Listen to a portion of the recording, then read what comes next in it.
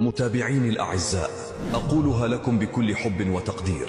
يكفيني فخرا اليوم أنني هنا معكم، محاط بقلوب نبيلة وأرواح صافية لم أرها ولم ترني، لكنها جمعتني بها مشاعر صادقة لا تحتاج إلى عيون لترى. ما يجمعنا يتجاوز المسافات والشاشات، إنه رابط من الاحترام العميق والمودة الحقيقية. أنتم من جعلتوني أؤمن أن الكلمة الصادقة تصل إلى القلوب، وأن المواقف النابعة من القلب تصنع روابط لا تنكسر. وجودكم في حياتي ليس مجرد أرقام على الشاشة، بل هو إضافة حقيقية تغني حياتي.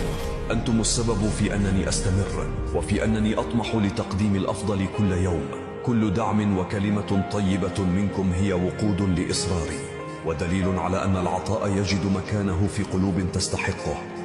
شكرا لأنكم هنا، شكرا لأنكم أنتم دمتم أصدقاء وأرواحا جميلة.